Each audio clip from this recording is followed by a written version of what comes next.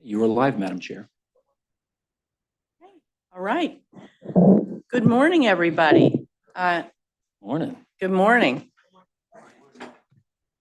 So delighted to welcome everybody to our Board of Governors quarterly meeting. It's wonderful to see everyone this morning. And before we begin, I want to say a very, very special welcome to the new president of Kutztown University, Dr. Phil Cavalier, who is joining us for his very first board meeting. Thank you.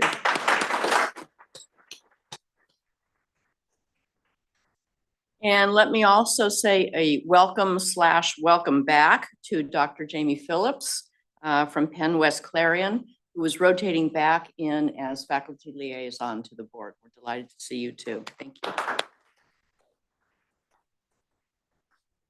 And as we begin, let us start with the Pledge of Allegiance. I invite everybody to stand and join me. Over here. Yes, we need the flag. We're getting it. Yep. I pledge allegiance to the flag of the United States of America And to the republic for which it stands, one nation, under God, indivisible, with liberty and justice for all. All right, thank you. All right, so as everybody can see, we are starting this meeting a little bit different from how we usually do. I feel extremely important up here with a lectern. And Randy has suggested that I can take it with me wherever I go. So I will be addressing my grandchildren this weekend from the lectern. Anyway, as we all know, at our April board meeting, we appointed Dr. Chris Fiorentino to serve as Chancellor of PASSHE. He did a fantastic job as interim chancellor, and as such has more than hit the ground running in the permanent role.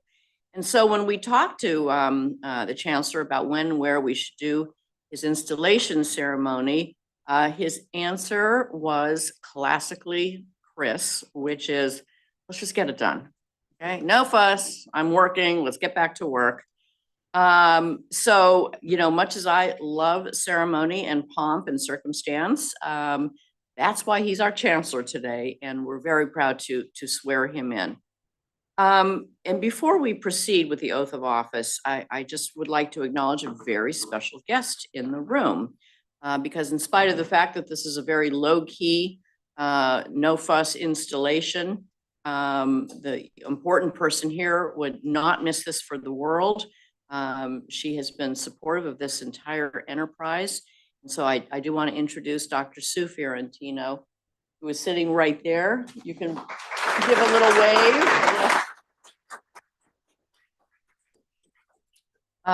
And she has permitted us to help Chris completely rethink the family's retirement strategy, which we very much appreciate. We promise one day we'll let him come back. I can't tell you when. And we are truly benefiting from that decision. So thank you again. And for those who don't know, Sue herself will be retiring soon after a long career as a faculty member at Westchester.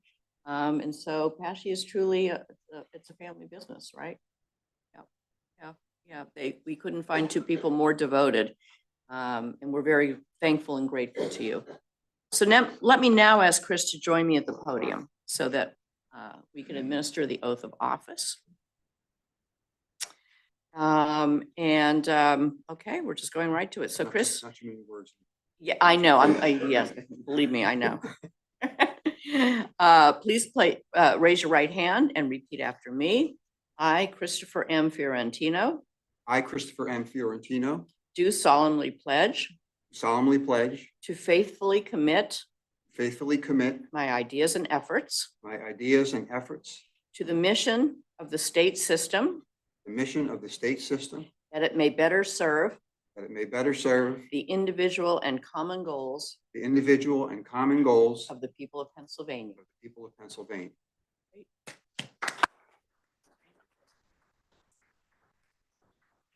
And hold on.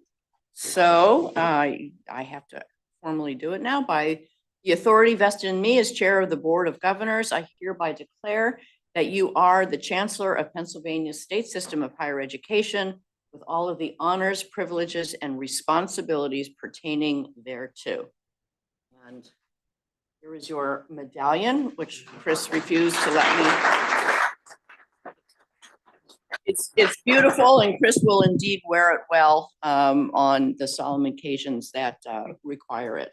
So, Chris, I would love to have you say some remarks. Thank you very much. I have them tucked underneath here. There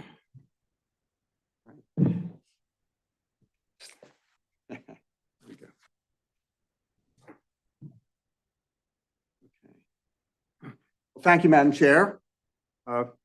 First, you should know how grateful I am to have a board and board leaders who believe in our mission and know what is at stake. You are unwavering in your commitment to PASSHE, and you deeply understand the power and promise of public higher education. Thank you all for your leadership. To my colleagues here and listening online, our faculty, staff, university leaders, and trustees, you are on the front lines. You make the system what it is and move us forward every day. Thank you all for your dedication. To our state's elected leaders, the Governor, General Assembly, you have stood beside us as we redesigned the system, investing in our universities and our students. Thank you all for your partnership. To our union leaders, collective bargaining is part of the fabric of PASSHE. Our future success requires that we work together to address the array of challenges we face. And finally, to our students, those in the room and those all around the system, you are the reason we are here. You represent the future of Pennsylvania, and it is our highest calling to serve you, to equip you, and to prepare you for the future. Almost exactly a year ago, I finished my tenure as president of Westchester after 8 years on the job and 41 years of continuous employment at the university. My plan at the time was to slow down, enjoy life, and maybe do a little consulting. I was proud of my body of work at Westchester, and I was happy that I had finished strong. As a longtime runner, I know that finishing strong is important, and I'll come back to that point in a minute. Anyway, I was confident that Westchester would be in good hands moving forward, and I could enjoy some peace and quiet. 100 days later, I was appointed by the Board of Governors to serve as interim chancellor, while a search was conducted to find the person to follow Chancellor Dan Greenstein. So much for peace and quiet. At the time, my wife Sue and I agreed that I would not be a candidate for the chancellor position, and I made that clear to the chair in our initial conversations. 6 months later to the day, I was appointed by the Board of Governors to serve as the 6th Chancellor of PASSHE. By the way, I accepted the appointment with the full support of Sue. And if I could just stop and say to Sue, thank you for understanding that I need to do this. Well, I do not want to rehash the roller coaster ride we were on for the 6 months from October 11th to April 11th. I do think there'd be some value in allowing me a few minutes to reflect on why I'm still here. My 4 decades at Westchester started the year the state system came into existence. Accordingly, I worked under every chancellor and witnessed each of the chancellor transitions. During Jim McCormick's term, I transitioned from a temporary faculty member to a permanent faculty member, to a department chair, and to a dean. So by the time Jim stepped down, I was in a senior policy executive role, as I was for each of the subsequent chancellor transitions. While the various chancellors were very different from one another, they shared one common thing. Each came in with a plan to move the system in a new direction. This observation is certainly not intended as a criticism. Such a plan would typically be expected of a new chancellor. In fact, as I worked my way through my interim appointment, I was focused on doing everything I could to set the table for the next chancellor so she or he could move the system in the direction they thought best. While I was serving as president at Westchester, PASSHE embarked on an all-encompassing system redesign Many of you were there, even from the earliest moments when we started to peel back the layers of our system to understand what needed to change. At the start of that process, we were already seeing a significant downturn in enrollment, and it was quite evident that we could not continue with life as usual and expect to thrive. We made significant changes and a number of bold moves during that time. This included the consolidation of universities and leveraging our scale and collective strength with shared services. While we can boast great progress during this redesign process, it has been clear that we still have a lot of work to do to fully implement what we've learned. It was the recognition of this reality that caused me to think about the Chancellor's role from a longer-term perspective. To me, it seemed we were not yet at an inflection point that would allow a new Chancellor the opportunity to come in and write the next chapter of PASHE's future. We had to finish what we started before we could think about the future. We had to fully operationalize the system redesign before imagining what comes next. From my perspective, this effort could be best led by someone who was part of it from the start. Someone who understood the pieces and the processes and the people who make the system what it is. Now, please understand, I did not believe I was the only person qualified to take on this role. But the other presidents who've been part of the system redesign are deeply engaged in leading their own universities, and we need them there doing that. I also realized that I still care deeply about the mission of this organization that I've served for 41 years, and that I wanted to give everything I had to see it succeed. So I decided that I wanted to be the one to lead the effort to do the work that we still have to do, to ensure that we finish strong. But let me be very clear. Completing the final phases of system redesign is not our mission. It's simply the work we still must do to prepare for the future.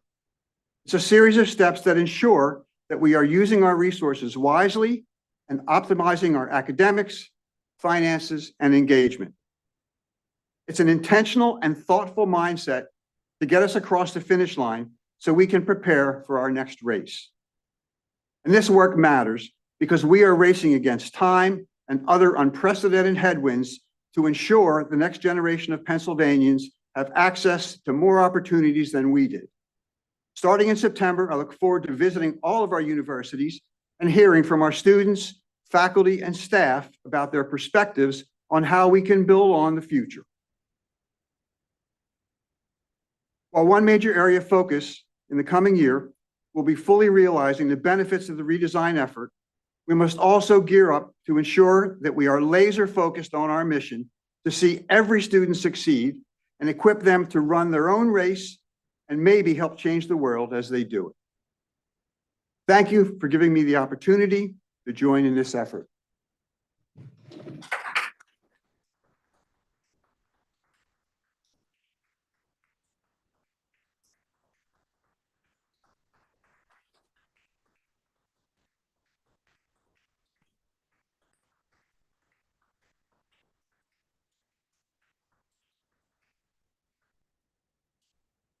Okay.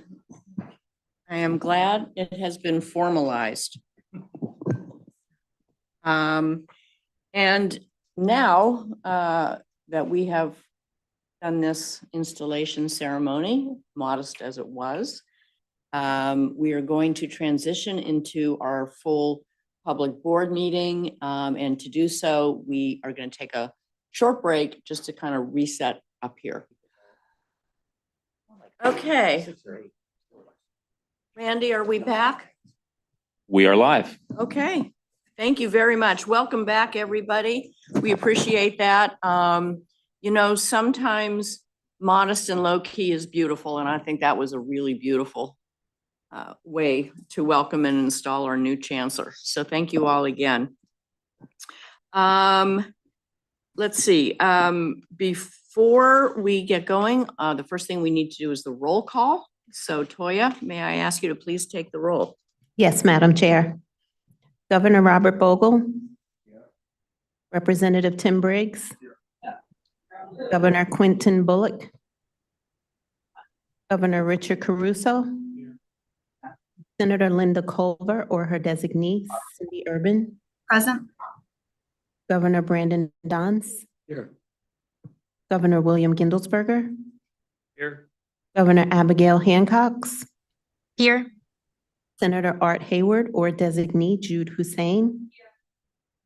Secretary Akbar Hussein or designee Steve Diatori. Vice Chair David Mazer. Here. Governor Marion Moskowitz. Governor Mark Handy Fanor. Representative Brad Roy. Here. Lynette Kuhn or her designee James Ayrton. Chair Cynthia Shapira. Here. Governor Ali Sina Sharifi. Here. Vice Chair Samuel Smith. Here. Governor Robert Trainum. Secretary Neil Weaver. This completes the roll call and we have a quorum. Thank you very much. Appreciate it.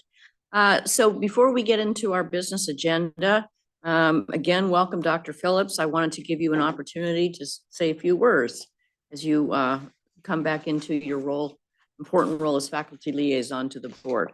Thank you very much. It's been very gratifying, the welcome I've received from everyone. I just want to thank you and everybody else. It's been very nice to come back. And I also want to just mostly thank my former chair, Tina Shiramelli-Hamaniak, for the work that she did. She's inspirational. She's the reason I said yes to coming back when I was asked to do so.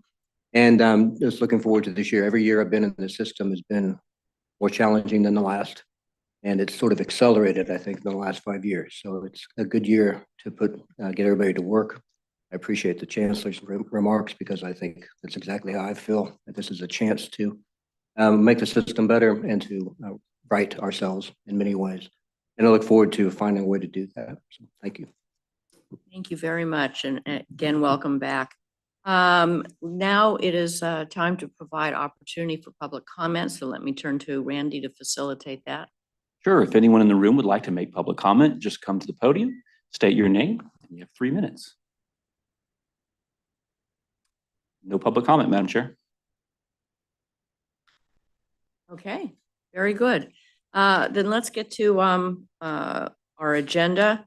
We're going to go a little bit out of order in order to accommodate some schedules of our board members.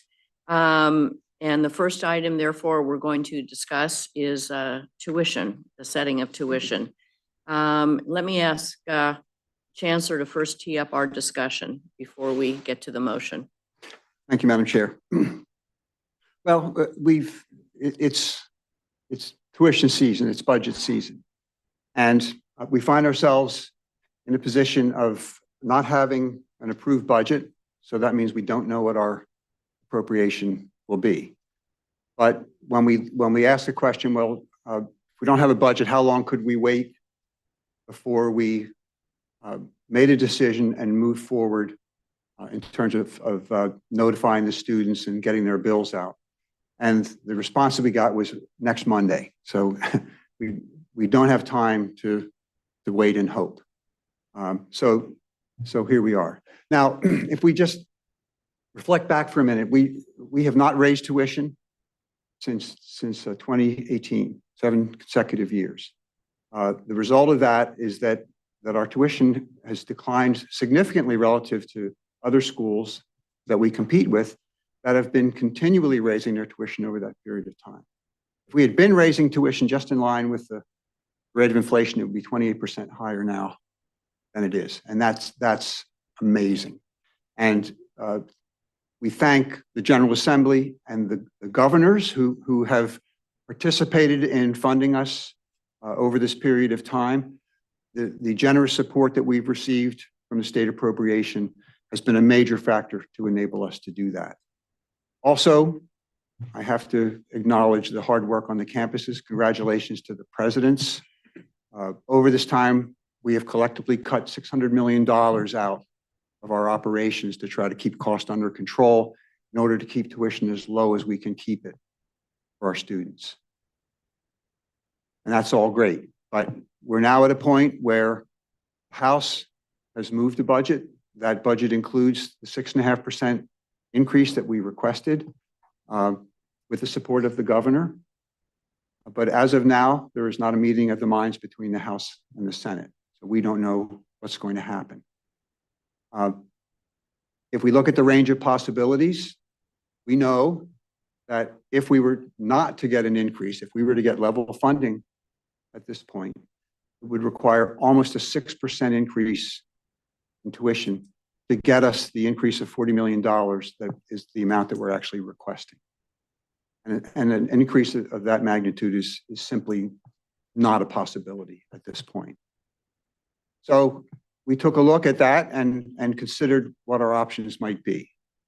And we hit on a somewhat novel possibility.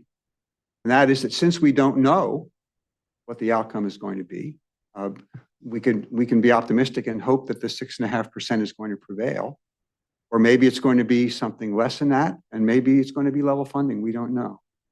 So what I'm proposing is that we increase the tuition by $179 a semester.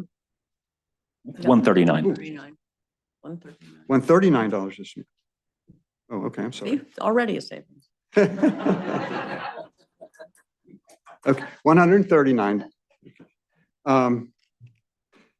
And over the 2 semesters then, each semester would increase by that amount. And if we end up getting the funding that we're hoping for, then we would roll that back. Okay, so if sometime in August or September or whenever the budget might be approved, the 6.5% is authorized, then in the spring semester, we reset tuition back at the lower level and rebate to the students the extra amount that they paid for fall. If we find ourselves in a position somewhere in between, let's say we get a 5% increase, that's not the full amount we requested, but that with this increase of $139 per semester would leave us with more than an additional 40 million. So whatever that delta would be, we would rebate that back to the students. If we find ourselves getting an increase that's less than that, that increases the appropriation but doesn't get us to that $40 million number, then we would leave the tuition increase in place. So that is what I'm recommending to the board for consideration. And we have additional information that we can provide if there are questions. But Madam Chair, I'll turn it over to you. All right, thank you very much. I am going to put the motion forward and need a second. And then after that, we get a second, then we will have discussion, okay? Well, I haven't put it forward yet.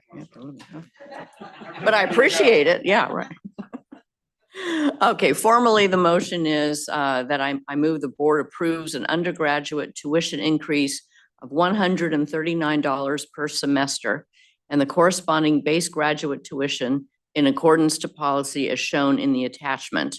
The board reserves the right to revisit the increase following final passage of the state system's appropriation. Now may I have a second?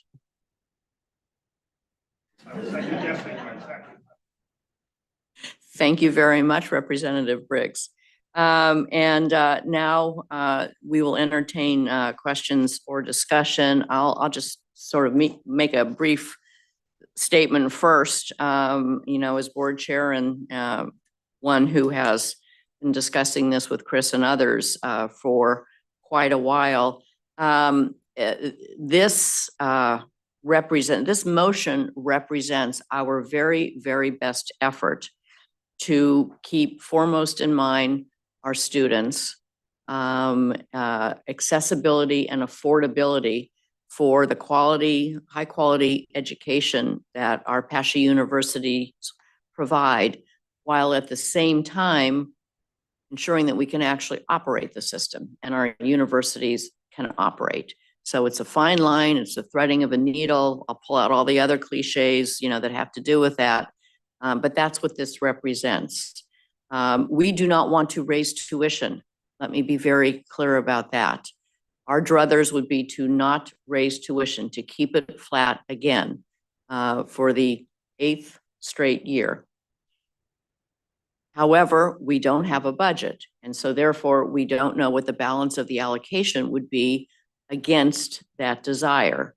So this represents the minimum that we believe we can raise tuition and be able to operate our universities, while at the same time saying that if our request or something very close to it does come through, we are happily and built into this motion going to rebate in some way the difference of that amount back to our students, and then lower the tuition to the number it could be in order to manifest what the allocation is. So I want to be very clear about that.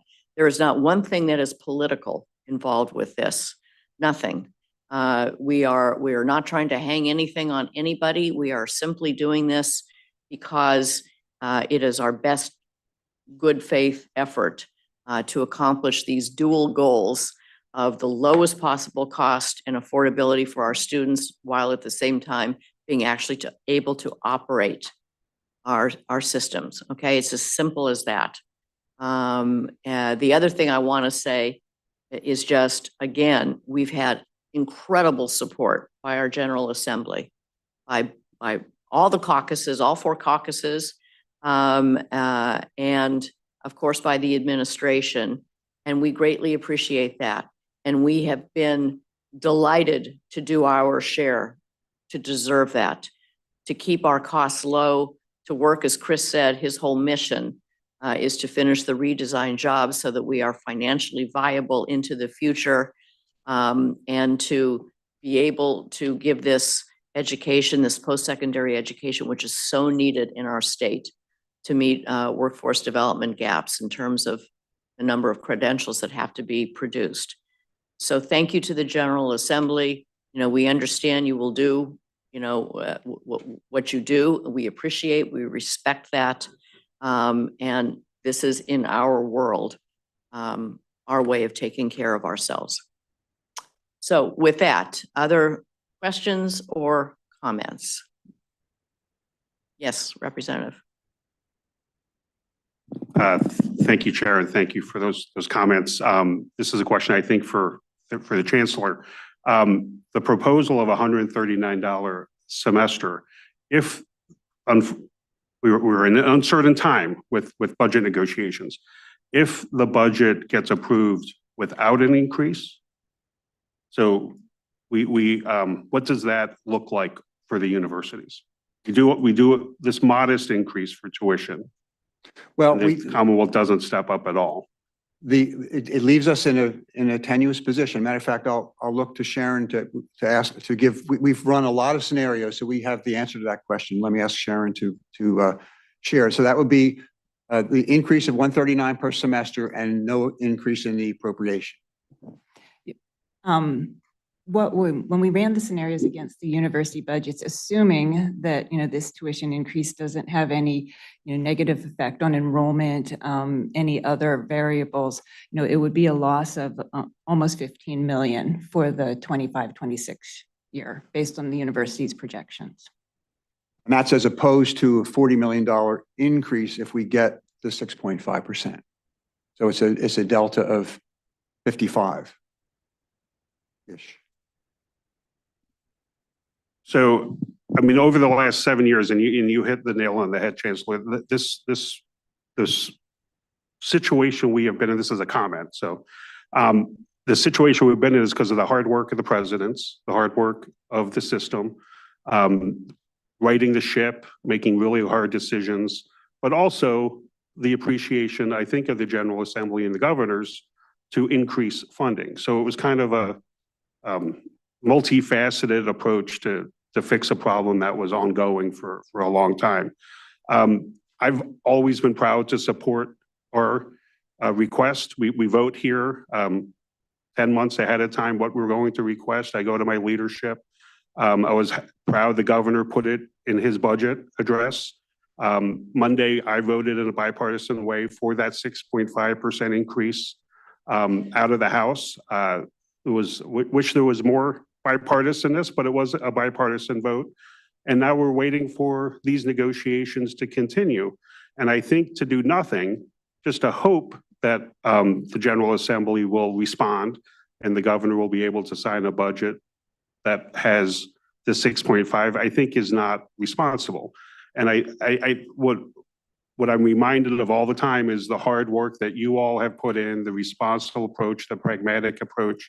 And that's what I think today's vote is the responsible, pragmatic. Sure, I wish we could be celebrating an 8th year straight, no tuition increase, but it is uncertain.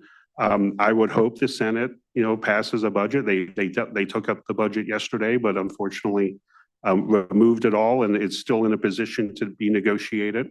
And I think the pragmatic is if there is an increase above what the math is figuring, and there would be a rebate and a reflection of the end of the tuition for future years. I think that is why I think you get so much support from the General Assembly, is because of these responsible, pragmatic approaches. But I didn't want it to be, oh, we have extra money. This is all we really need, $139 this year to right the ship. There's going to be pain if this is all we do. One last question. When the bills go out to students on Monday or Tuesday, could there be thought of a little bit of explanation of what this tuition increase is? And if they want to contact their legislators to encourage them to continue negotiations and reduce that would, I think, be an appropriate message at the right time. You say August or September, we could pass the budget Monday. We could do it any time once the parties all come together. But that is some messaging that I think it would be valuable to students and families to hear as they're planning for the summer. So I will be voting yes.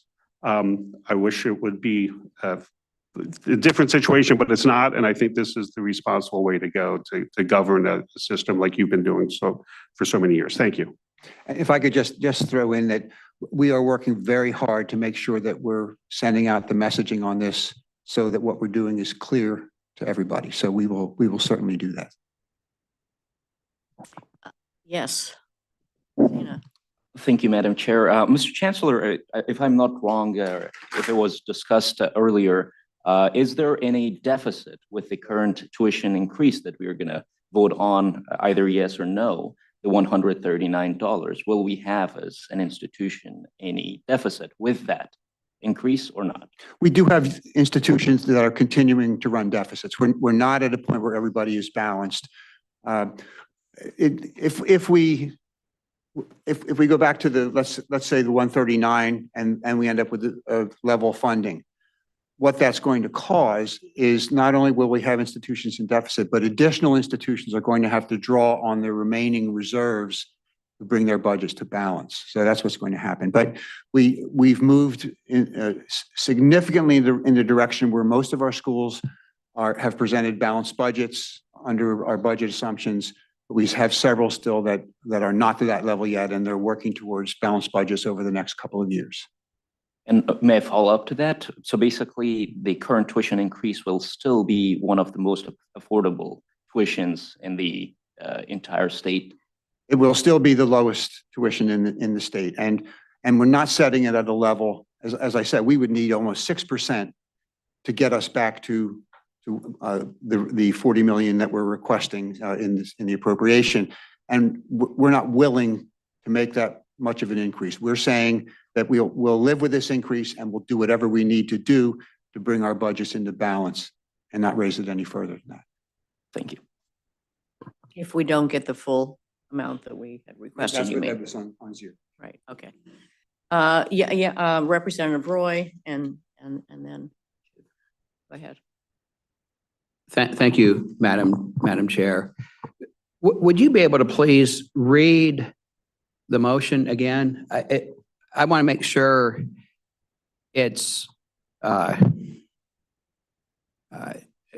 just if you could just read it again. I just the wording made me a little nervous. Okay, certainly. Unless I misinterpreted what it. Okay, that's fine. I'm happy to. The motion is that the board approves an undergraduate tuition increase of $139 per semester and the corresponding base graduate tuition in accordance to policy as shown in the attachment. The board reserves the right to revisit the increase following final passage of the state system's appropriation. Okay, yeah, I thought it said something like that. So it says the board reserves the right to revisit. Would the wording be able to say the board will revisit and make a proportional,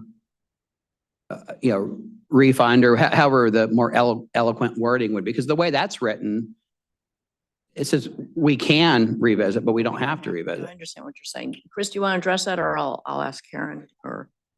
Well, I think we ought to change it so, because I understand your point. We're basically saying, well, maybe we'll do something. And we're not saying maybe, we're saying that if we are get it, we're making going the to do commitment. it. So We're making that commitment. Randy, could we make it say that? Could we do a friendly amendment? Representative Roy, do you want to make that a? Yeah, so make it say Friendly something to the amendment. effect of, if an increase happens, a proportional refund will be made in the spring semester billings, or, something like that. Can we consider that a friendly amendment? I didn't have my mic on. There you go. You gotta love that. I'm the one who reminds everybody. Yeah, we'll just consult on the technical language just because. And then come of back to us policy. and. Yeah, and we'll Why don't work we on do that. In the and you guys can meantime, keep we'll talking. take more questions and Yep. comments while you're working you, on that. Representative But do I have a sense that we would consider that a friendly amendment? We're not opposed to that. Okay, fine. Mhm. Yes. Go ahead, please, Jude. Thank you, Chairwoman. Just some context before we vote. Pennsylvania is ranked 47th in state support of higher education. So that's the context that we'll be voting for. Thank you. Thank you for reminding us of that. But, yeah, okay. Yes, please, Brandon. I've only been on the board for a year, and I'm really impressed with the dedication that the board has had in the last 7 years, with the support of the presidents and with support of the legislature, to hold tuition study for 7 years. I think Chris alluded to this in his initial comments, but I Googled the consumer price index value of a 2018 dollar in 2025, and it's $1.28. So it's one thing to hold tuition steady, but it's another thing to hold tuition steady in the face of historic inflation, which is what we had. So it really doubles the impact of that self-discipline that this board has had. Given the environmental circumstances that we're in, a modest increase in tuition is a prudent move. And it's one that I think that this board weighs heavily on. And I know that just from conversations. It's one that will help to steer the system in the direction it needs to be steered in financially, from a financial management perspective. So, I support this tuition increase. I like the friendly amendment. And I just want to recognize also that it comes after historic. I don't know any other industry, and I don't think anyone can name an industry where prices haven't changed since 2018. So it's congratulations on the board for the 7 years preceding this. Thank you. Appreciate those remarks. Anybody else, or anybody online, Randy, that wants to? Oh, yes. Yeah, Abby, I think you spoke, right? So I'm going to lower your hand. Did Abby speak? I was outside. Okay, Abby, I see your hand. No, not yet, Randy, but I'd appreciate an opportunity to if I can. Go for it. I just wanted to make a quick comment from the student perspective. I wish it was different, but I will be voting yes on this today. And I don't take it lightly. I am a student myself and will be paying this. And any increase in tuition is a difficult decision to make, especially as a student, coming from a student. But Given the situation that we and nearly all other institutions of higher education are in currently, this is the best decision possible in order for us as PASHE students to continue receiving the educational experience we do. We continue to receive one of the most affordable and quality educations in the state of Pennsylvania with or without the potential rebate. And for that, I am grateful and thank you for the opportunity to comment on this matter. Thank you very much, Abby. Oh, Mr. Smith, please. Mr. Smith. Madam Chair. Thank you. Yeah, I just want to join in. I think the fact that because of the appropriations increases that the system has enjoyed over the last several years, and the ability of the board to keep tuition frozen, as Brandon was talking about through all those years, I think it's commendable from a pure kind of economic side of marketing, the business side of this. You look at our competitors. In the workshop, we saw a chart that compared us with the state relateds, with our neighbors for some of our institutions being on the border. Maryland or Ohio or New York prices are serious things to consider. I think these last years have allowed us to get back into the competitive price range where we need to be. I mean, we were getting close to catching up with Pitt and Penn State, which for some of our schools, that's our main competition really in Western PA is Pitt and Penn State. And it was getting to the point where for another couple of dollars, I may as well go see if I can go to Pitt or Penn State. Why do I want to go to IUP? And we've got that margin back, that differential between our price and those competitors. And yet we have, I think responsibility is the right thing. I mean, we don't have a choice about setting tuition and not putting the bills out next week. I mean, that's bigger than any of us, the timing of that. So I think this number is a really fair number. And I don't want it in any way, with respect to my former colleagues, it in no way is sort of like do this or that. We understand the pressures that the legislative world has to deal with in terms of funding, and yet we don't have any more time. It's the responsible thing to do. I think the number, the dollar increase that we're looking at, kind of splits the baby a little bit, and whatever the end number is from the legislative arena, we're willing to live with it.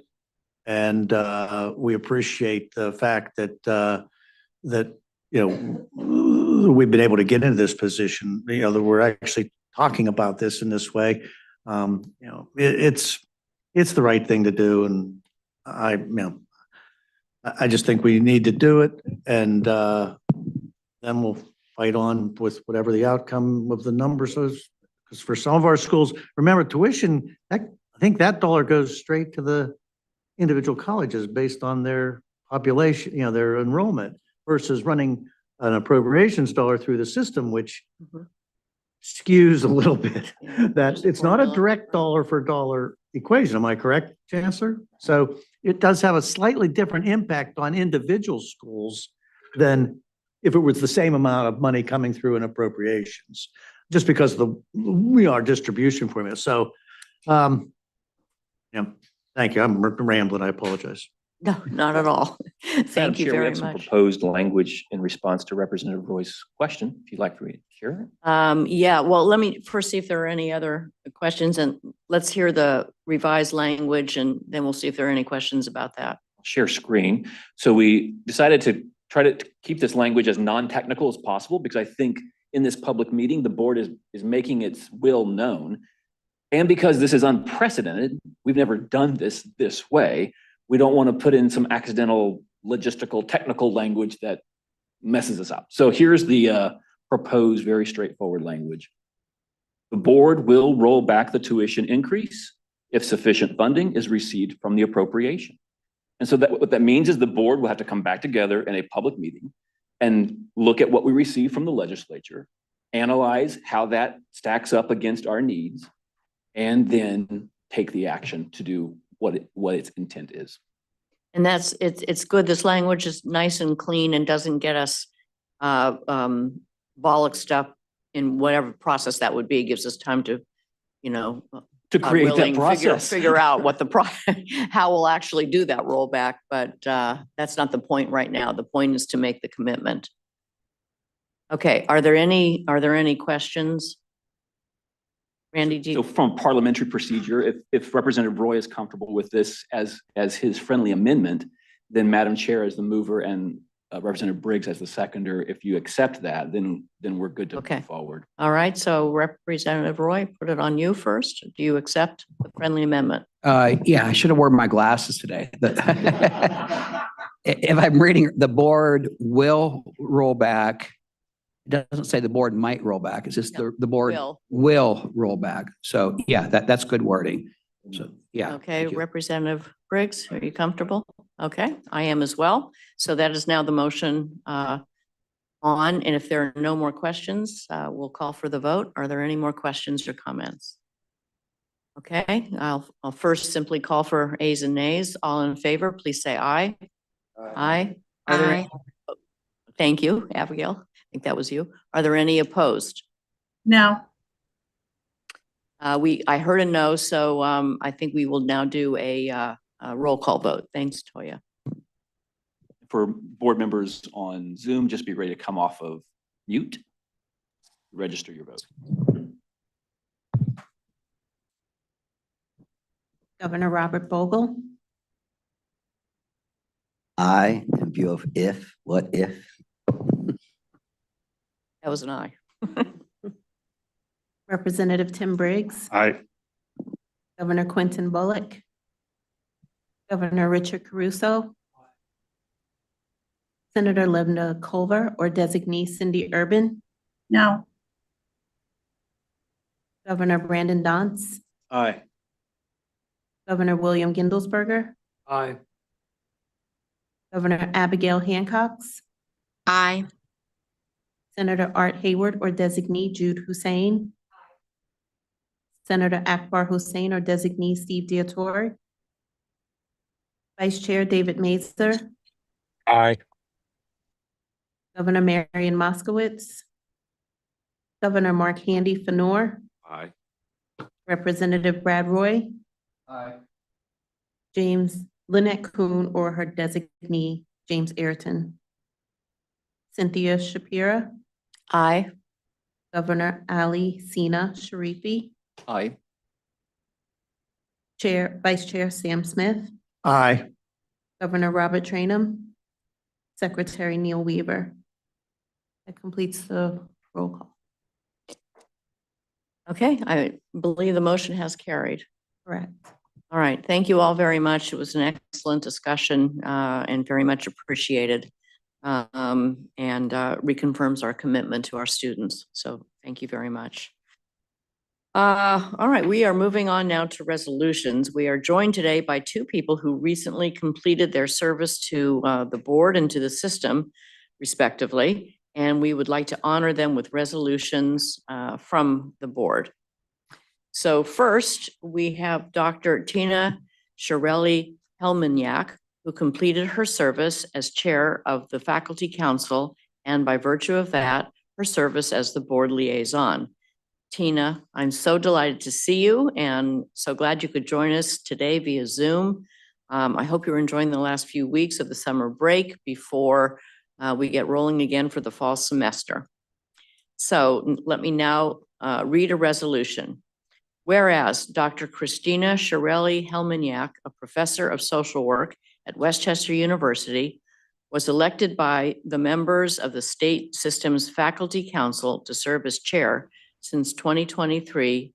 And whereas in her role as chair, she also served as faculty liaison to the Board of Governors, offering invaluable insights and faculty perspective on critically important board actions. And whereas she well and faithfully completed her service as faculty council chair and faculty liaison to the Board of Governors. Therefore, be it resolved that the Board of Governors proudly recognizes Dr. Shirley Helminiak for her dedication to the state system, its students, faculty, and universities, and hereby honors her contributions to advancing the cause of public higher education in Pennsylvania. And by voice acclamation, I move approval of this resolution. All in favor, please say aye. Aye. Tina, would you like to say a few words? Yes, thank you. Thank you, Board Chair Shapiro, Chancellor Ferrantino, University President, ABSCUF President, Dr. Mash, and incoming Faculty Council Chair and Board Liaison, Dr. Phillips. This is one of the greatest opportunities I have had in the 31 years that I've been involved with the PASHE system, beginning as a student at Shippensburg, as well as an adjunct at Shippensburg, and moving through the tenure and promotion process to full professor at Westchester. 2 years ago, during my introduction to the Board of Governors, I emphasized the importance of relationships. And I've had an opportunity to develop relationships with the Board of Governors, the presidents, the state system employees, and university faculty, staff, and students across this great Commonwealth. What PASHE does is facilitate relationships that change lives. How awesome is it to witness the growth of our student governors, such as Mark Handy, Sina, and Abby? They are an inspiration to me, as well as I'm sure many of the Board of Governors meetings. I've spoken at Board of Governors meetings prior of how PASHE has changed my lives, that of my husband's, and even as recently as this summer, having the opportunity to co-direct a study abroad program to Kenya was life-changing for myself, as well as the social work students who had opportunity to provide service and engage in an amazing community and culturally immersive program that was offered through one of our state universities. We have the awesome responsibility of elevating the power of higher education and being the stewards of the Commonwealth's state system of higher education. So my final challenge to all of you is to continue to advocate for and promote the mission of PASHE to all Commonwealth residents from rural, urban, and suburban communities so that we can continue to change lives through the power of higher education. Thank you so much for your service, each one of you on the Board of Governors. Thank you to the presidents. Thank you to the faculty who each day have this opportunity to be the change in students' lives. Thank you. And thank you, Tina. We so appreciate your service and your wisdom, and wish you well as you continue in your career. Next, yes, please, go ahead. Professor, thank you for your comments and your leadership, and your and Jamie's roles on the board led me to introduce a piece of legislation that would actually make a faculty member a voting member, because I think what you've added through your service here really served all of us immensely. And we voted it out of the House last week. I'm not sure what the future of that bill will be, but I wanted to thank you for your commitment and definitely to the folks back at Westchester. Thank you. Thank you, Chair. Great, thanks very much. Next, we want to welcome back Dr. Ken Hawkinson, who just retired as president of Kutztown University. And Ken, I see you are also joining us by Zoom. First, let me say, I really hope that you do a better job at retiring than certain other former presidents that we know. And let me now read the board resolution. Whereas Dr. Kenneth S.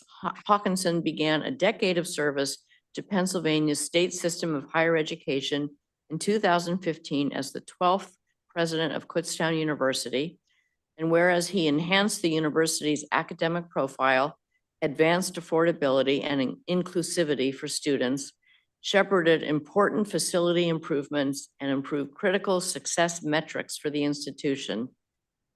And whereas Dr. Hawkinson ably guided the university through a global pandemic that upended all of higher education and provided wise counsel and thought partnership at the system level during a time of transformation. Therefore, be it resolved, the Board of Governors proudly recognizes Dr. Hawkinson as President Emeritus of Kutztown University and extends sincere appreciation for his contributions to the university and to the state system. And by voice acclamation, I move approval of this resolution. All in favor, please say aye. Aye. Great. And Ken, before I ask you to say a few words, let me turn to Dr. Driscoll, who will speak on behalf of the presidents. Thank you, Madam Chair. When I prepare remarks for a departing president, I always ask my colleagues for input. President Hawkinson was always the first to respond, writing paragraphs of well-crafted, apt prose. Paragraphs with many, many words from which I could select just a few sentences. Without Dr. Hawkinson's voluminous input, I expect my remarks will be less eloquent today than usual.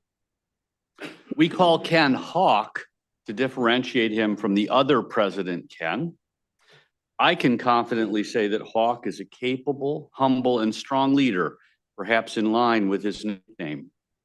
Before this board had a sustainability policy, before COVID, before demographic cliffs, Hawk recognized the signs of growing financial distress at Kutztown and actively worked to address those challenges. His necessary actions were not always well received, but Kutztown University is in a strong position today, thanks to his leadership and hard work on this and many other tasks. Hawk is gracious and incredibly fearless in sharing his insights on any issue that comes our way. His candor and dedication to our shared mission were clearly demonstrated by his passion and engagement in our work. I think it's safe to say that it has been a joy for each of us to spend time with Ken, his wife Anne Marie, and their dog Winnie. Whether we were traveling together, working through a personal challenge, or addressing a work issue, Ken and Anne Marie showed themselves to be deeply compassionate, caring, and supportive of all of their colleagues. Ken is a good man, and it shows in how he treats those around him. Ken is also fun to have at a party or celebration. In spite of his repeated failure to understand or learn how to correctly make a martini, several years ago, I appointed Ken to serve as the social coordinator for the presidents. He rose to the challenge, and we presidents have been able to enjoy each other's company as we relaxed after a stressful full day of meetings, thanks to Ken. Ken, we really miss your work at this meeting. Even in the middle of the challenges we have faced, Ken has always been optimistic and uplifting. Each year at the President's Retreat, we have a session where we share best practices and learn from each other about the good things going on at each other's universities. Ken started this practice just about when he got here, I think almost a decade ago, and has always facilitated the session at our retreat. We will miss his presence and leadership at our upcoming retreat. And in recognition of President Hawkinson's significant contributions, the presidents are continuing the practice of this session and have now named the session forevermore the Ken Hawkinson Memorial Best Practices Session. Yes, he is still alive. And yes, I meant Thank you. Memorial. Ken, Hawk, we will miss you, and we will miss Anne Marie and Winnie even more. After you finish unpacking all of your boxes, please learn how to stop working so hard and enjoy a wonderful retirement together. We wish you all the best. Thank you. Wonderful.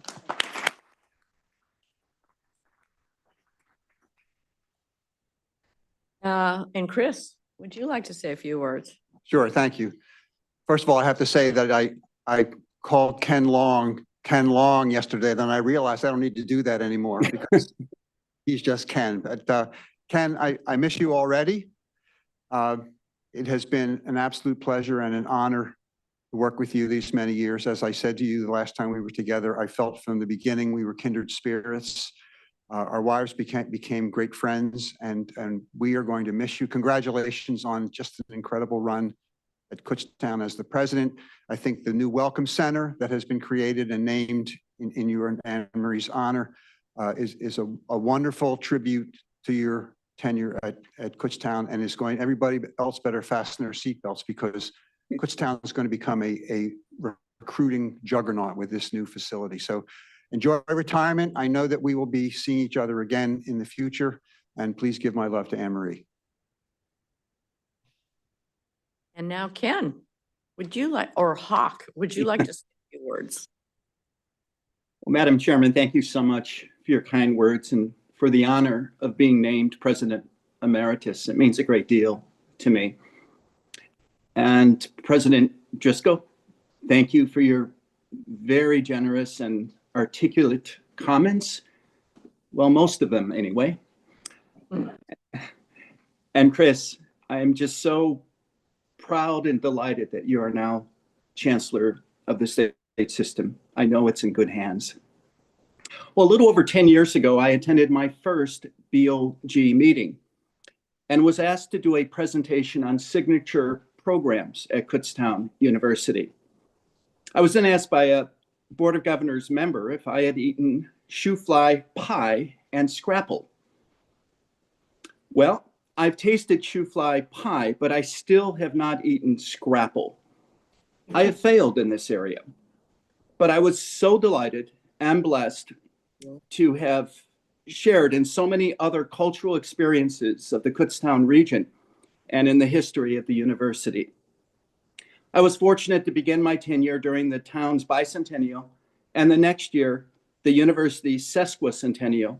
Both events bonded me to the people of the community and to the institution, and brought home to me the responsibility to do all in my power to continue the long tradition of providing higher education to the students in this region and beyond. Being president of Kutztown University has been an amazing gift, one that I will treasure for the rest of my life. It sounds like a cliche, but I mean it from the bottom of my heart that I would not have been successful as president of Kutztown University without the brilliant and engaged people who have helped and supported me over this last decade. My amazing council of trustees who have provided such important advice and guidance, my talented vice presidents and other administrators and staff, my wonderful office team, our faculty, most certainly the Chancellor and the state system personnel, you, the Board of Governors, my fellow presidents who have provided constant support and good humor, our mayor and local community members, the amazing and generous alumni and friends of the university, legislators and civic leaders, my wonderful wife, Anne Marie, and our students. It has all been about the students. I look forward to following the success of the state system and all our universities and campuses in the coming years. What you do makes an enormous difference in the welfare of our state and the lives of our students. Thanks so much for honoring me today.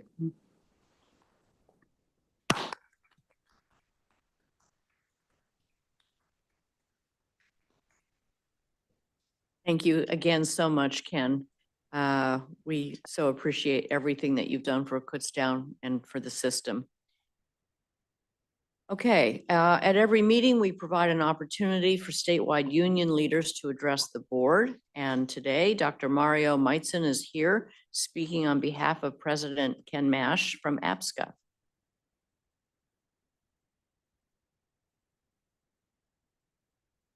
Good morning and welcome. It was a pleasure meeting you yesterday. Oh, turn the microphone on, Mario, thanks. Rookie mistake. Second try. Chair Shapira, Chancellor Ferentino, governors, presidents, and guests. First of all, I would like to congratulate Dr. Ferentino on your installation as a chancellor. We hope that your leadership will make a difference for our students. In my comments, I would like to reflect on the statements that I read in the media about ongoing consolidation of our universities that took effect in 2022. In those statements, not all, but in general, the consolidation is portrayed as a success and as a path that other systems of higher education should follow. We are in the third year of this consolidation. We're not done, but we are getting close. And I can tell you from personal experience and from the data on enrollment, on the data on impact on student experience, and from the faculty perspective, that there were many better alternatives in 2021 when this board decided to consolidate universities. For the last 4 years since that decision, the best phrase to describe a consolidation is building an airplane while flying it. These are not just my words. This description also comes from one of the 4 presidents that I served in 4 years, who did her best to keep our recently consolidated university from failing and from stabilizing. I'm not here to argue for reversing consolidation. I'm just asking for our objectivity in assessing its impacts. The consolidation was done without a detailed implementation plan, but with just a concept which 2 newly formed universities had to figure out how to implement while still doing everything else that needed to be done to serve our students in the best possible way and provide the high quality education that they expect and deserve. Hindsight is 2020, they say. I wouldn't know. My eyesight hasn't been that good in a few decades now. But if the hindsight is indeed 2020, then let's learn lessons from this experience and not glorify it as a success. Our faculty, staff, and administrators worked on new policies, new curriculum, new procedures, only to redo them sometimes again and again. It was an exhausting process that never seemed to end. And now, as we finally stabilized enrollment, we will be working on revising curriculum again, as we consider the changes to our academic array. As a professor and as a first-generation student who got a lot of support when I was an undergraduate student from my professors, I'm only asking for this. Give faculty time to focus on our students. Give us time to work on professional development and learning new skills so that we can transfer them to our students. Give us time for designing better and better lectures, better and better labs, and hands-on activities for our students. And most importantly, give us equipment and technology to deliver that education in the best possible way for our students. As you do that, please reflect on PASHE being a system. Is PASHE really a system if students who pay the same tuition get very different experiences and opportunities depending on which university they attend? Or are we calling ourselves a system because of a few dozen governor policies that apply to all 10 universities? I will end with this. Regardless on any challenges that lie ahead, the faculty will, as always, be there for our students to ensure their success. We are there for them. Thank you. Thank you very much. Randy, are there any other union leaders who? No, wish to not speak? today, Madam Chair. Not today. Okay. All right, thank you. Then we will move on to our consent agenda. Please consider the action items listed in the consent agenda, which include meeting minutes, committee assignments, an update to policy 1988-04-A. Does any member wish to pull any item off the consent agenda? Okay, hearing none. Can I have a motion to approve the consent agenda as listed? Moved. And a second? Is there any discussion? Okay, all in favor, please say aye. Aye. Aye. Any opposed? All right, thank you very much. We have passed the consent agenda. We're now going to move into committee sessions, and the first will be the Governance and Leadership Committee. So let me turn to Sam Smith, Chair of Governance and Leadership, to moderate. Thank you, Madam Chair. First, Toya, would you call the roll of the Governance and Leadership Committee? Yes, Committee Chair Smith, Here. Governor David Mazer, Governor Abigail Hancox, Cynthia Shapira, Here. Governor Robert Trainum, and President Karen Riley, non-voting President Liaison. Here. That completes the roll. Mr. Chairman, Abby and David had to jump off. So I would suggest that you can present this and then the full board can take action. Pardon me? Abby and I got yeah, that part. I'd say you can just present it and then the full board can take action on it when we move into board considerations. Then it should come from the chair. No, That would be totally as committee chair, you're still presenting. You just present the information and then All right. but the motion will be taken up. Okay. You decide how you want it to go. It's not like it's controversial anyways. As we know, Act 50 of 2020 empowers the Board of Governors to make appointment of students to serve on our Council of Trustees. And today, we are considering an appointment of a student trustee for Cheney University. Providing the students voice on the councils of trustees is such an important role for this board. And because there are students on our councils, we can ensure our university leaders always have access to the students' perspective when making decisions. With that, let me direct your attention to the application materials for Ms. Morgan Eason from Cheney, and it's in the packet. And I will ask President Walton to please present some background and introduction of Ms. Eason. Thank you, Mr. Chair. I'm pleased to introduce Ms. Morgan Eason as a rising senior majoring in psychology with a minor in social relations. Ms. Eason is a Keystone Scholar in living out Cheney's vision of becoming the premier model of excellence in academics, character, and social responsibility. Ms. Eason has maintained a 4.0 grade point average through her career while working full-time all through the year and owning a business at the same time. She's an entrepreneur. She also is a vice chair of a Bible talk group at the university and a mentor at the University City Science First Academy and president of her sorority. She likes to multitask, and the old saying is, if you want to give someone something to do, give it to someone who's busy. She's that. Her reason for seeking the role as a student trustee is summed up in this statement that she made. And I'll quote, "I aspire to be a student trustee because it offers the chance to actively contribute to the institution's success while amplifying the voices of students, faculty, and alumni. I'm dedicated to strengthening relationships between the university and the public and supporting the president in providing its programs and missions. This position aligns perfectly with my passion for advocacy, collaboration, creating meaningful change within the university. Her plans after graduation are to pursue a PhD in psychology. Please present Ms. Morgan Eason as the trustee." Thank you, President Walton.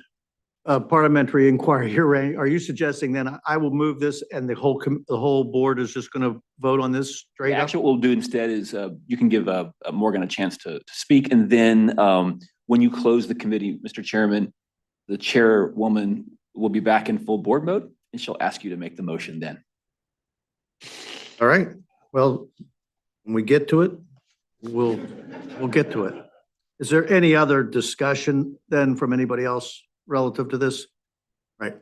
So you want to recognize Morgan now? Yeah. Morgan, welcome Good to the morning. governor's meeting.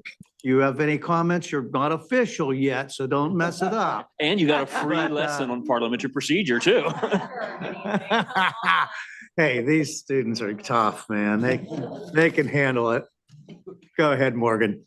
Yes, honestly, I just want to thank everyone here for dedicating your lives to higher education and creating opportunities for students like me.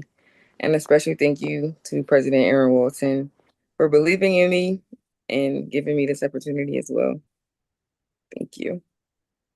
Thank you, Morgan, and good luck. Hope, I know dealing with student trustees on my other role at the Council of Trustees for IUP, I think it's a really great experience for students to enjoy and really kind of a whole educational thing on its own. So good luck to you. Thank you. With that, I'll turn it back over to you, Chair. All right, very good. Thank you so much. We're now going to move into the University Success Committee. Committee Chair Bullock could not be with us today, so I will moderate this on his behalf. Let me first ask Toya to do a roll call of the committee. Yes, Madam Chair. Chair of the committee, Quentin Bullock. Vice Chair, Governor Neil Weaver. Governor Rich Caruso. Governor Brandon Dance. Here. Governor William Gindelsberger. Secretary Akbar Hossein or designee Steve Diator. Representative Brad Roy. Here. Governor Ali Sina Sharifi. Here. Cynthia Shapira. Here. And President Charles Patterson, the non-voting president liaison. He's here. Present. Thank you. This completes your roll. Thank you very much. So we have 3 agenda items for today's committee meeting. First up is preliminary budget approval. And obviously, certain elements of the budget can't be finalized until fall.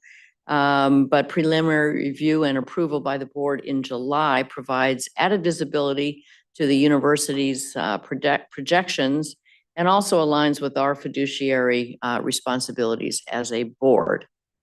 So overall, enrollment is trending stable, which is very good news for the system, and a testimony again to the hard work the universities are doing to recruit and retain students. Let me turn it over to Ginger Coleman to walk through the preliminary budget approval action. Thank you. The board approves the university budgets in accordance with Board Policy 1993-03A, Budgetary Reporting and Review. Presented before you are the preliminary fiscal year 25-26 budgets. Universities will be finalizing these budgets in early fall based on their enrollment, final tuition, updated state appropriations, and any other associated revenue and expense adjustments. This information will be presented to the Board of Governors for approval in October. We would like to thank the universities for all the hard work they've put into preparing their budgets and providing students with access to an affordable, high-quality education. As the chairwoman mentioned, overall for fiscal year 25-26, the system is projecting stable enrollment and revenues. The preliminary budget shows the system's overall unrestricted budget for 25-26 with a deficit equivalent to approximately 0.5% of the expenditure budget, primarily driven by 4 universities, which is not unexpected. While universities are holding down their expenditures, several areas have seen large increases, specifically relating to utilities and healthcare.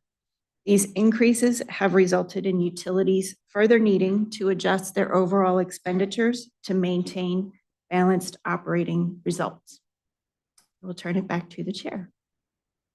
All right, thank you very much. Is there a motion for the committee to approve this approval as shown in your materials?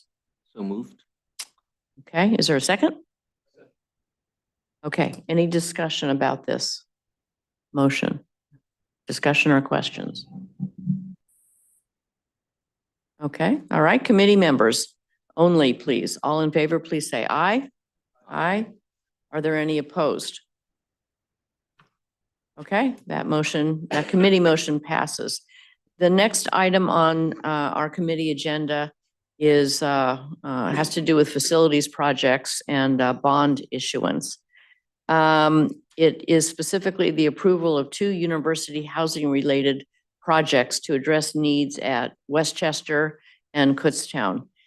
So let me ask Sharon to please review these projects. Thank you. The first project I'll go over is Westchester. Westchester University requests approval to expand and renovate South Campus apartment buildings located on the South Campus Drive. Built in 1993, South Campus housing comprises 11 buildings over 100,000 square feet and 102 apartments that accommodate 499 students. Westchester is in an area of rising local rent costs, which limit ability for affordable off-campus housing. They currently have a housing occupancy rate of 98% across all university housing, with South Campus having an occupancy rate of 100% and a wait list. Given the importance of a living learning environment and the wait list, the university conducted multiple housing demand studies to review current and future demand, as well as options for new construction, renovation, and at the university's request, combining the renovations with a vertical expansion project. The blended vertical expansion project includes adding one floor to each building for an additional 220 beds. It also includes renovating the buildings, all of the buildings as part of the project. The solution was selected because it was cost-effective and addressed both needs to add and to renovate the condition of the existing structures. The project's designed in phases with temporary modular housing units to be used during the project to ensure the overall bed count remains stable throughout construction.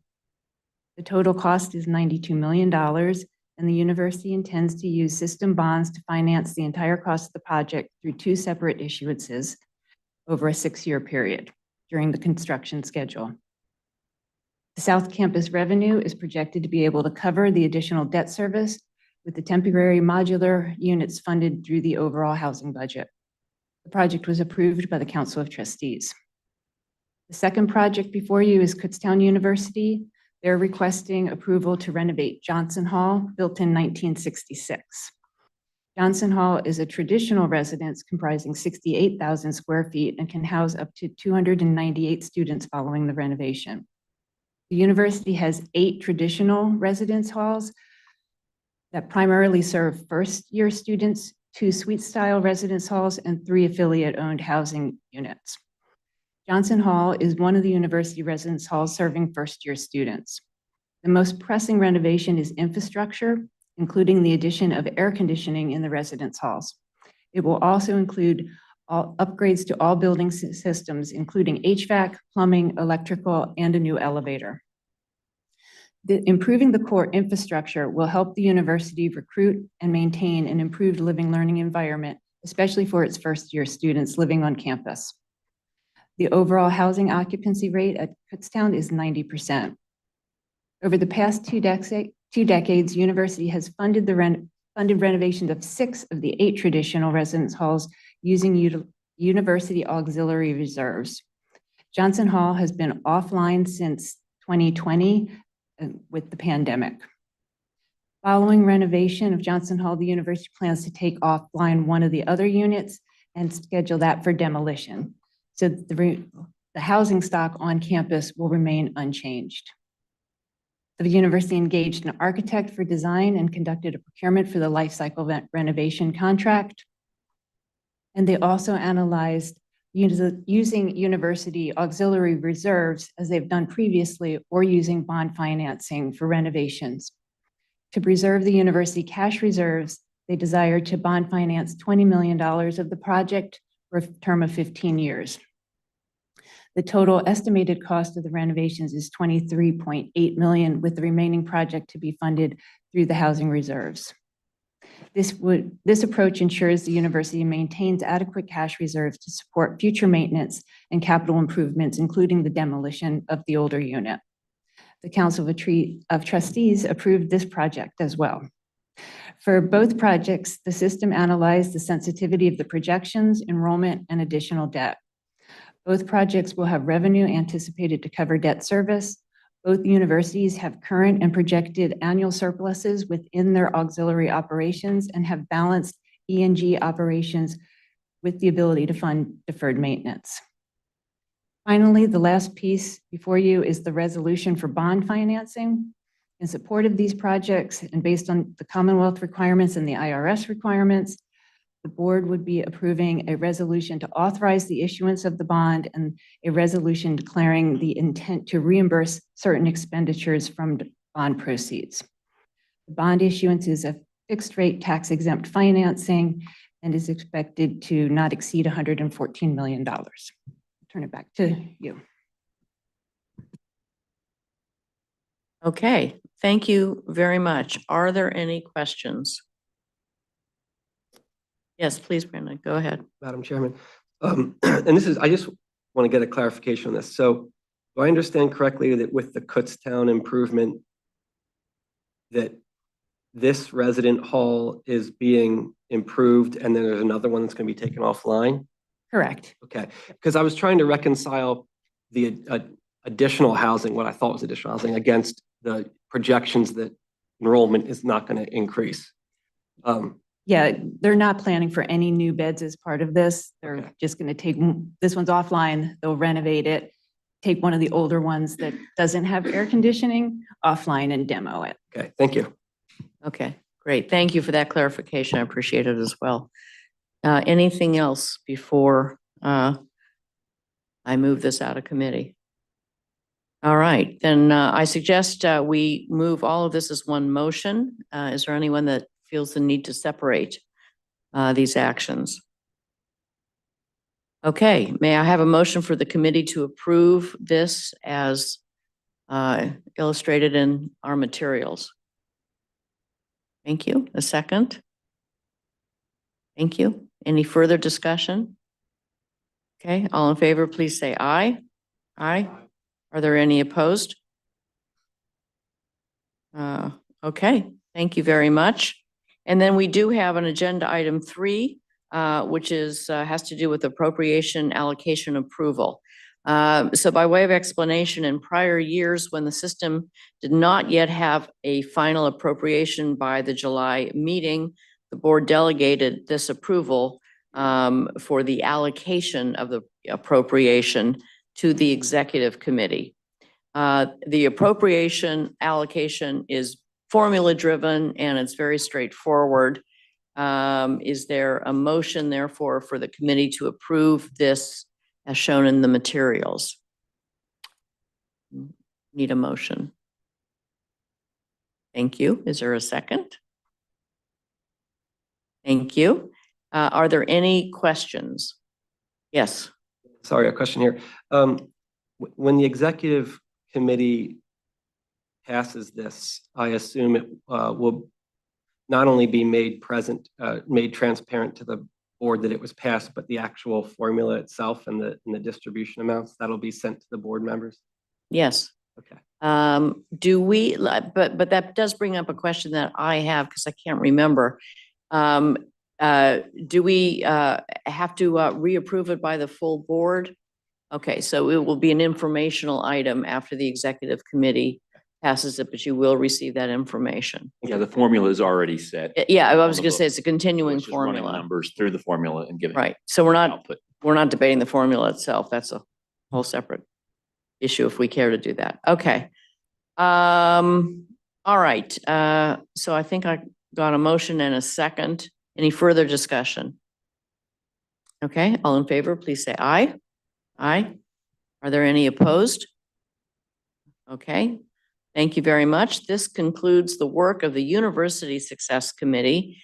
And now let me turn to Chairman Sam Smith to make a motion regarding the appointment of the Cheney student to the Council of Trustees from the Student Success Committee.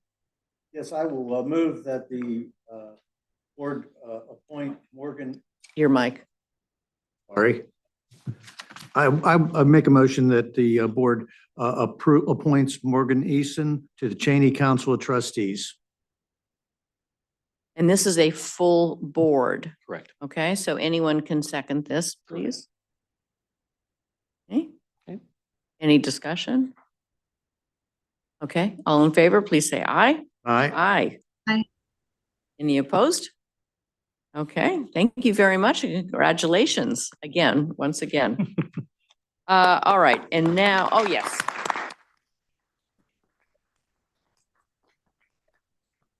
Terrific. Okay, now I think the only thing to move from committee to full board consideration are the actions from the University Success Committee, and we've just heard all of those. So I need a member of the board to approve that on behalf of the board. Do I have a motion? In a second? Thank you. And is there any discussion or are there any comments? Cindy Urban, hand up on behalf of Senator Culver. Okay, please go ahead. Thank you, Madam Chair. Just to be clear, the motion before us, is that to approve all 3 items that the University Success Committee approved?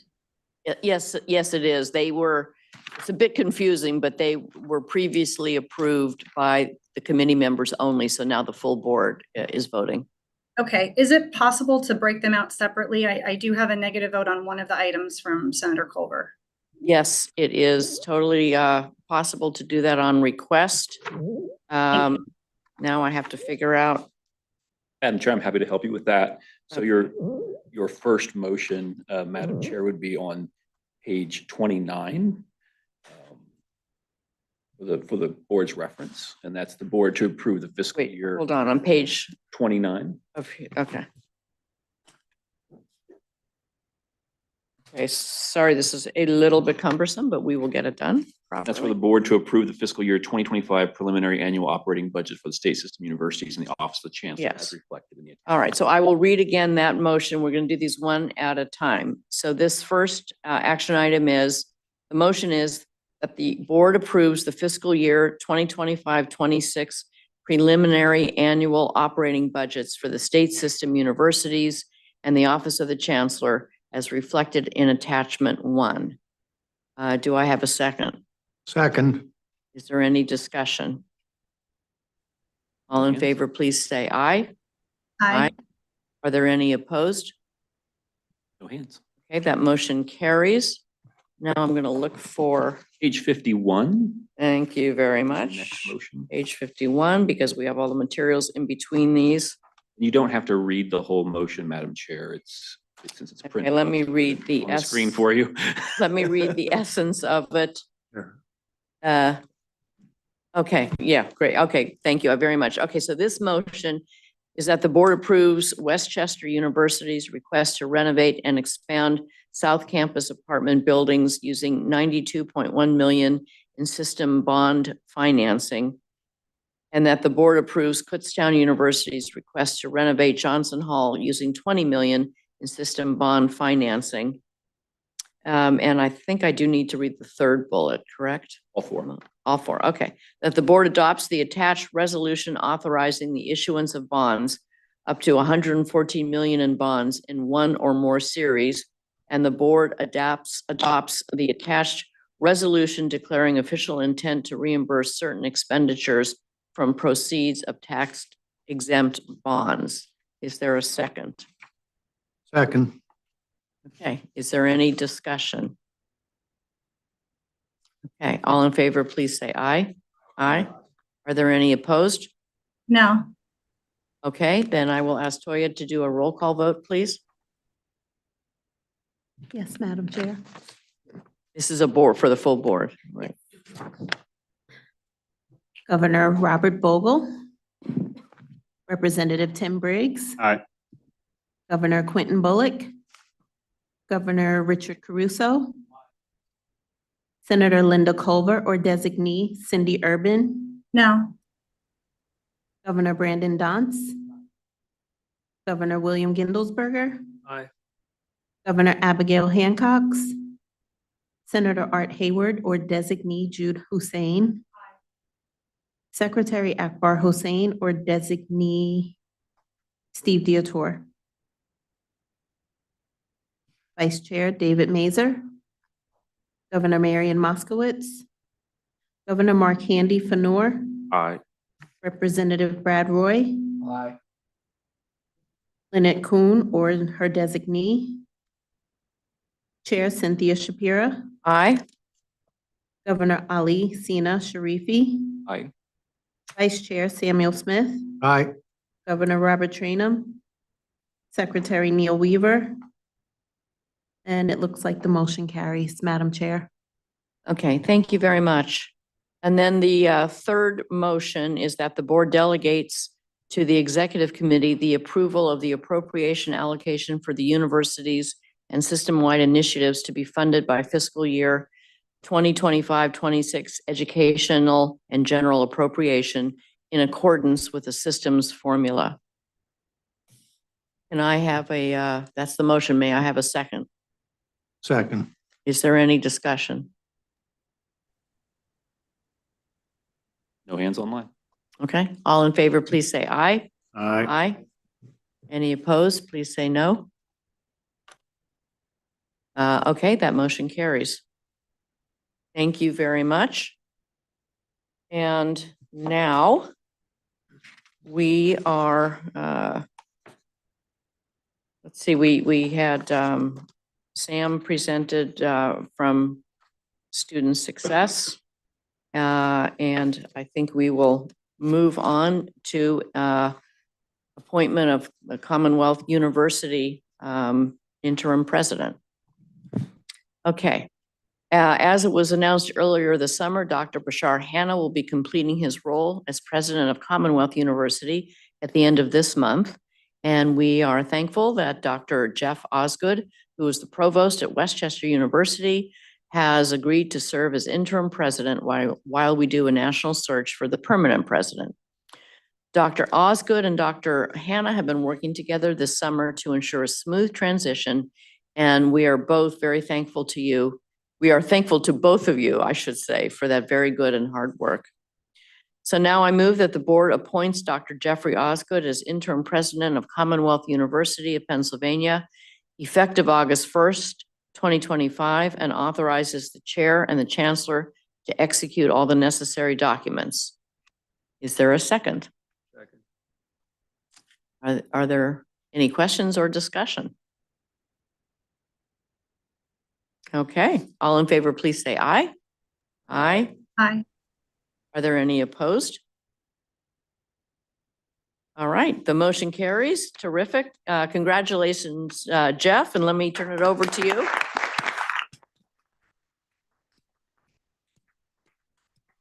Please let me call on you to say a few words. Congratulations and welcome. Thank you, Madam Chair. I want to thank you and the Chancellor and the entire board for this opportunity to serve the system in this way. This will start my 17th academic year here, and I look forward to working in support of the Commonwealth community and the 3 campuses, and look forward to working with the presidents. Thank you. Thank you so much. It's a pleasure to have you here. And I think our final order of business is it has to do with the audit and compliance. I'm sorry. It has to do with officer elections. And for that, yeah, no, we're not doing the audit, no problem. However, I'm going to call on Bill Gindelsberger, who is chair of the Audit and Compliance Committee, to moderate the officer elections. Thank you, Madam Chair. It is my pleasure to moderate this portion of the meeting so that we can conduct the election of officers. As many of us know, our bylaws call for the annual election of officers at the 3rd quarterly meeting of each calendar year, and that is today. The term of office for the officers begins the moment they are elected and continues until their successor is chosen and assumes office.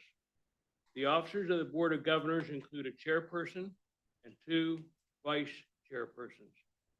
To begin the process, I would like to make the motion that the Board of Governors elect the following members to serve as officers for the 25-26 year. Cindy Shapira is chair, David Mazur is vice chair, and Sam Smith is second vice chair. Are there any other nominations? No hands. Is there a second to my motion? Any discussion? All in favor say aye. Aye. Any opposed? No hands. Cindy, David, and Sam, congratulations on your reelection. I will now yield the gavel back to the chair. All right.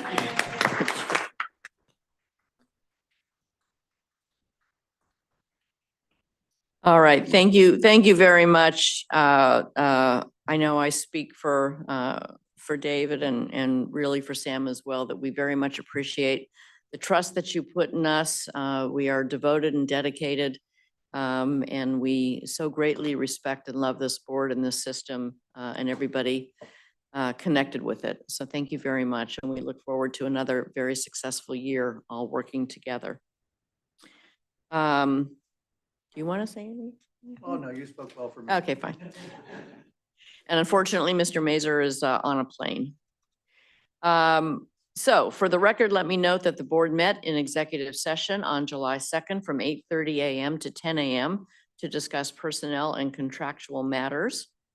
And let me ask board members, is there any other business to come before the board to discuss today? Can I make a quick comment? Yes, please. I just want to say that these kinds of meetings move through pretty seamlessly, but they're not that easy to put together. And I just want to acknowledge the work of the staff who make these things just move like clockwork. Randy, Sharon, Ginger, everybody. Toya especially, she floats around almost invisible and just makes magic happen. So thank you all for all the hard work to make this successful. Thank you, Madam Chair. No, thank you very much for stating that. That is absolutely true. It's like the magic just happens. It's amazing. Okay, hearing no further business, this